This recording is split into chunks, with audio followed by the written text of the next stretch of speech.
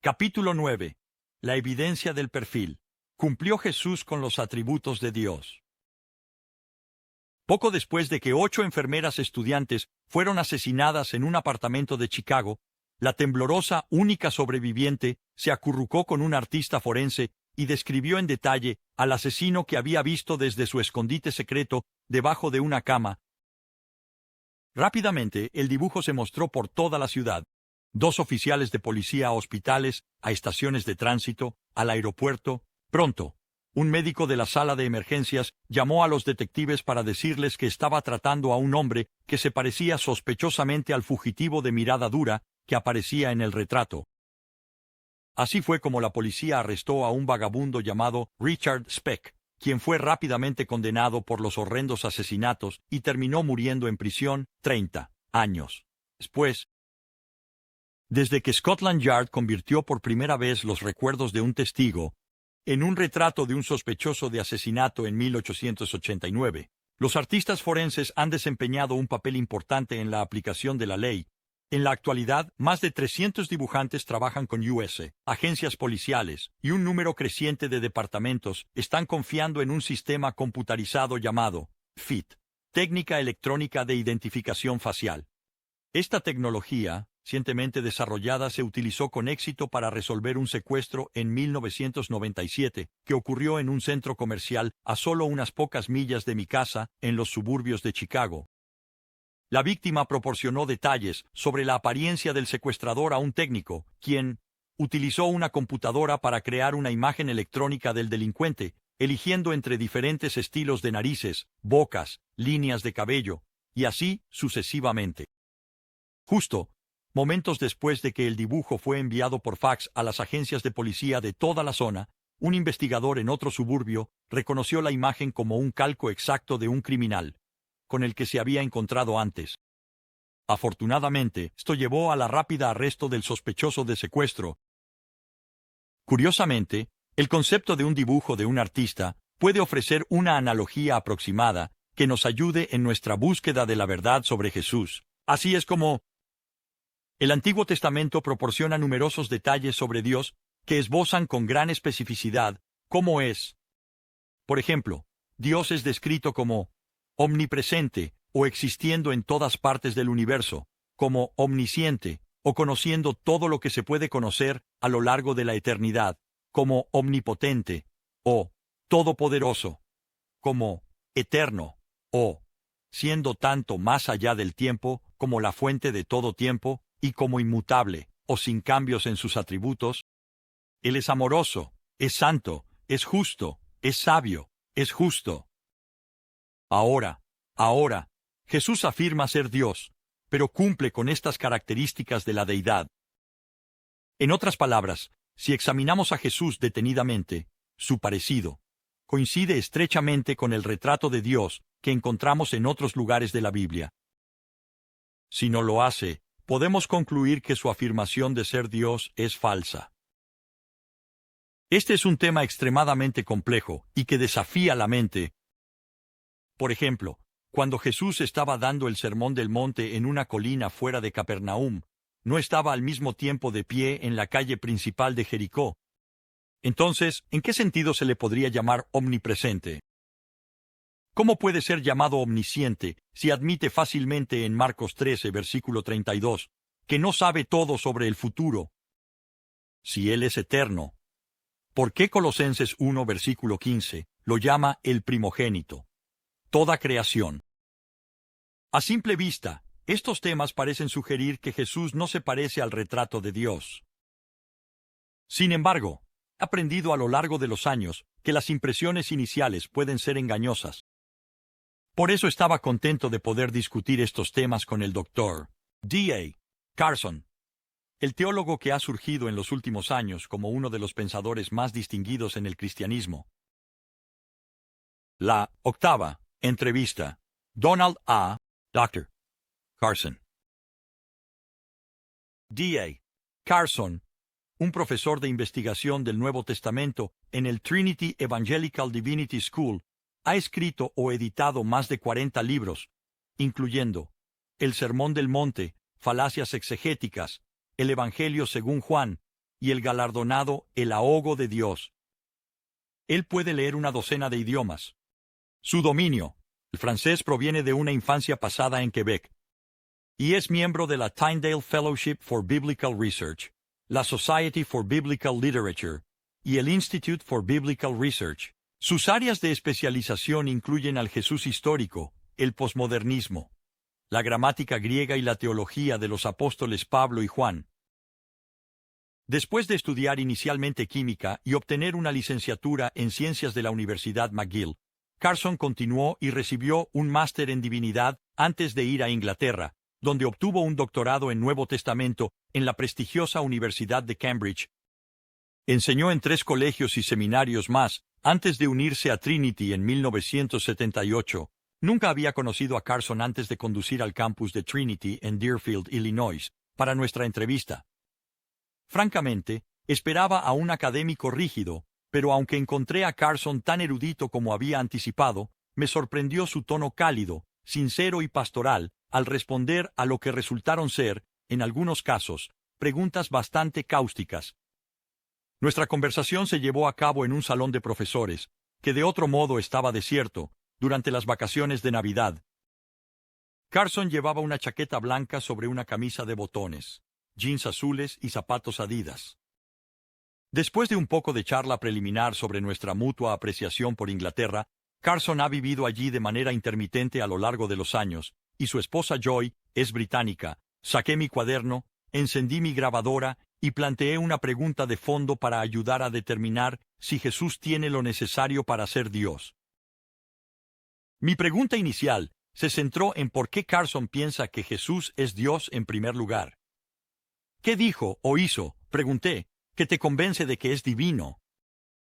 No estaba seguro de cómo respondería, aunque anticipé que se centraría en los hechos sobrenaturales de Jesús. Estaba equivocado. Se podría señalar cosas como sus milagros, dijo Carson mientras se recostaba en la cómoda silla tapizada, pero otras personas han hecho milagros. Así que, aunque esto puede ser indicativo, es decisivo. Por supuesto, la resurrección fue la máxima vindicación de su identidad. Pero de las muchas cosas que hizo, una de las más sorprendentes para mí es su perdón de los pecados. ¿De verdad?, dije, moviéndome en mi silla, que estaba perpendicular a la suya, para poder mirarlo más directamente. ¿Cómo así? El punto es que, si haces algo en mi contra, tengo el derecho de perdonarte. Sin embargo, si haces algo en mi contra y alguien más llega y dice, «te perdono», ¿qué tipo de descaro es ese? La única persona que puede decir ese tipo de cosas de manera significativa es Dios mismo. Porque el pecado, incluso si es contra otras personas, es ante todo un desafío a Dios y a sus leyes. Cuando David pecó al cometer adulterio y organizar la muerte del esposo de la mujer, al final le dice a Dios en el Salmo 51, «Contra ti, solo, a ti, pecado y he hecho lo malo ante tus ojos». Él reconoció que, aunque había hecho mal a las personas, al final había pecado contra el Dios que lo creó a su imagen, y Dios necesitaba perdonarlo. Entonces, llega Jesús y les dice a los pecadores, «te perdono». Los judíos reconocieron de inmediato la blasfemia de esto. Ellos reaccionan diciendo, «¿Quién puede perdonar pecados, sino Dios solo?». Para mí, eso es una de las cosas más sorprendentes que hizo Jesús. No solo Jesús perdonó pecados, observé, sino que también afirmó que Él mismo estaba sin pecado, y ciertamente la ausencia de pecado es un atributo de la deidad. Sí, respondió. Históricamente en Occidente, las personas consideradas más santas también han sido las más conscientes de sus propios fracasos y pecados. Son personas que son conscientes de sus defectos, deseos y resentimientos, y los están combatiendo honestamente por la gracia de Dios. De hecho, están luchando tan bien que otros se dan cuenta y dicen, «ahí hay un hombre o una mujer santa». Pero llega Jesús, quien puede decir con total seriedad, «¿Quién de ustedes puede condenarme por pecado?». Si dijera eso, mi esposa, mis hijos y todos los que me conocen estarían encantados de levantarse y testificar, mientras que nadie podría hacerlo en relación a Cristo. Aunque la perfección moral y el perdón del pecado son sin duda características de la deidad, hay varios atributos adicionales que Jesús debe cumplir si va a coincidir con el retrato de Dios. Era hora de avanzar a esos. Después de haber comenzado lanzando preguntas fáciles, Carson, me preparé para lanzar algunas más difíciles. Usando algunas notas que había traído, le lancé a Carson en rápida sucesión algunos de los mayores obstáculos a la afirmación de deidad de Jesús. Dr. Carson, ¿cómo en el mundo podría Jesús ser omnipresente? Si no podía estar en dos lugares a la vez, pregunté, ¿cómo podría ser omnisciente cuando dice, ni siquiera el Hijo del Hombre sabe la hora de su regreso? ¿Cómo podría ser omnipotente cuando los evangelios nos dicen claramente que no pudo hacer muchos milagros en su ciudad natal? Apuntando mi pluma hacia él para enfatizar, concluí diciendo, admitámoslo. La Biblia misma parece argumentar en contra de que Jesús sea Dios. Aunque Carson no se inmutó, sí admitió que estas preguntas no tienen respuestas simples.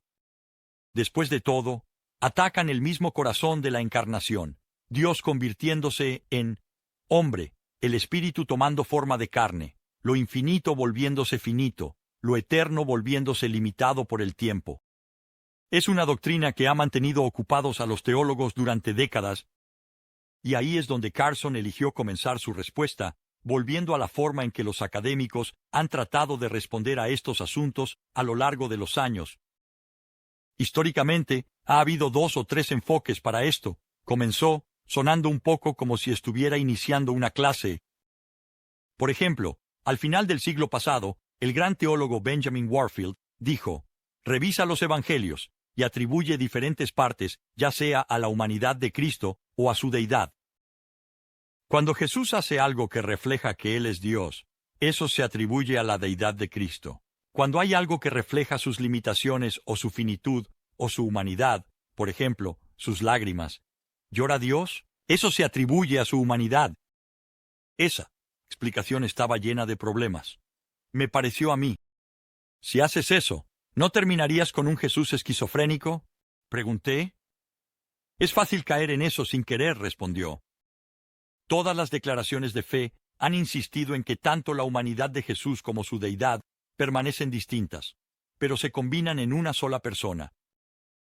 Así que, ¿quieres evitar una solución en la que haya esencialmente 2 mentes?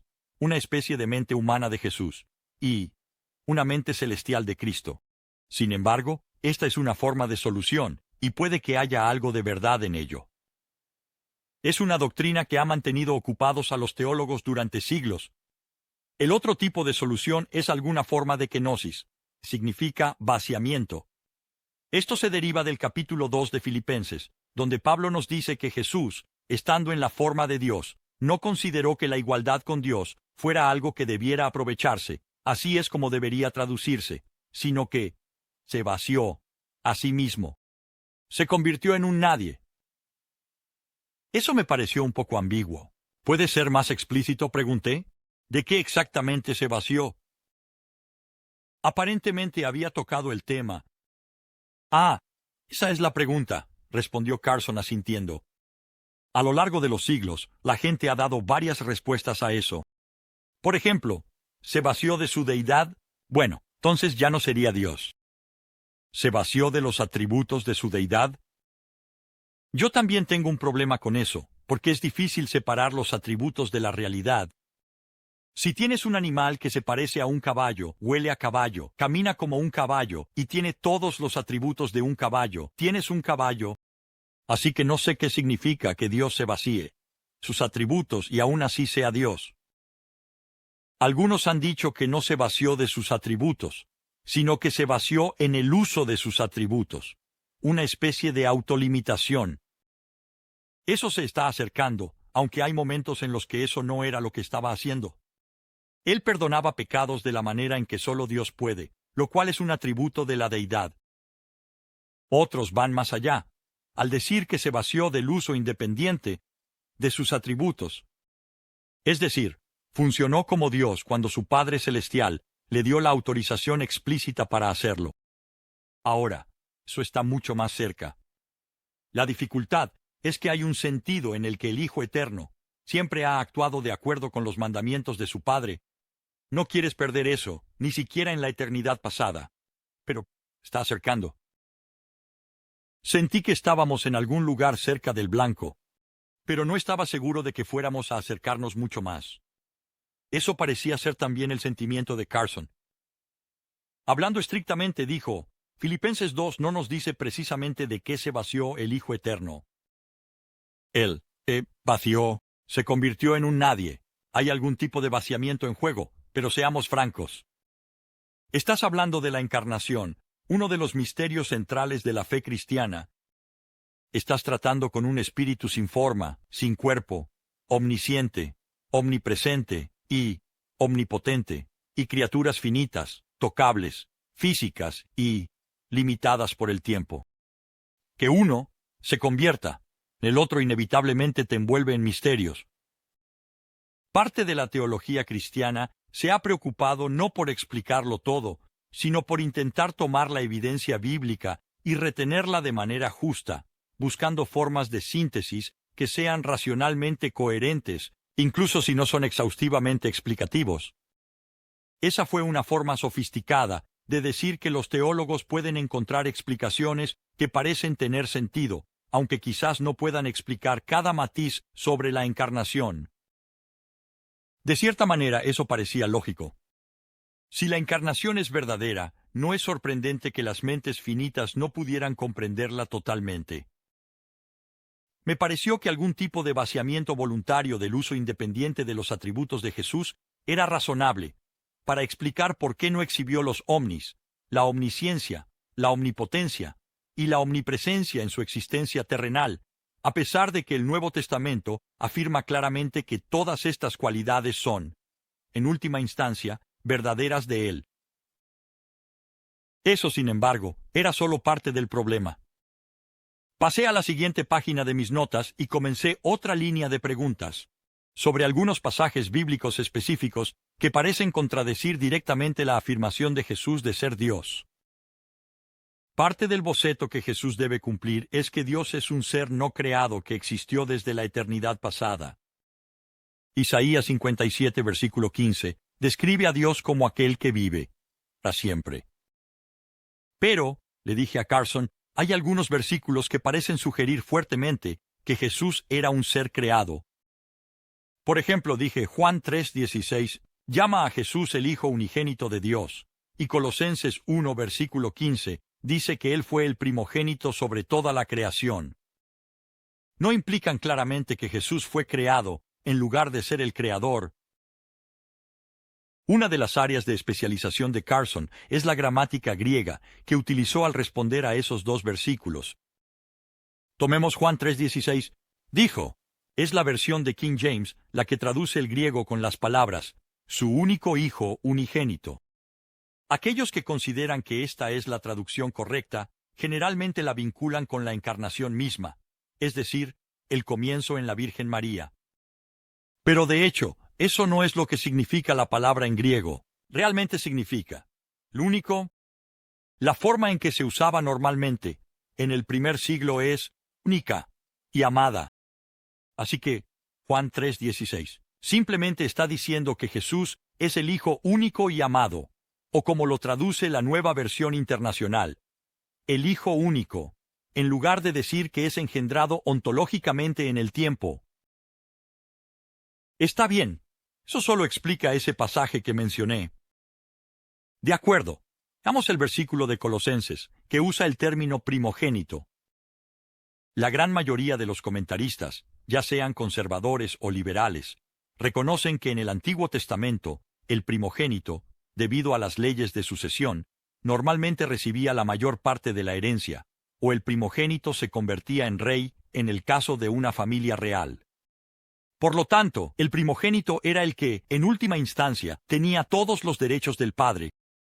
Para el siglo II antes de Cristo, hay lugares donde la palabra ya no tiene ninguna noción de engendramiento real o de ser el primero en nacer, sino que lleva la idea de la autoridad que viene con la posición de ser el heredero legítimo. Así es como se aplica a Jesús, como prácticamente todos los académicos admiten. A la luz de eso, la expresión primogénito es un poco engañosa. ¿Cuál sería una mejor traducción?, pregunté. Creo que heredero supremo sería más apropiado, respondió. Mientras eso explicaría el pasaje de Colosenses, Carson fue aún más lejos con un último punto. Si vas a citar Colosenses 1, versículo 15, tienes que mantenerlo en contexto y mirar Colosenses 2, versículo 9, donde el mismo autor enfatiza, porque en Cristo habita toda la plenitud de la deidad en forma corporal. El autor no se contradice, así que el término primogénito no puede excluir la eternidad de Jesús, ya que eso es parte de lo que significa poseer la plenitud de lo divino. Para mí, eso resolvió el asunto. Pero también había otros pasajes preocupantes.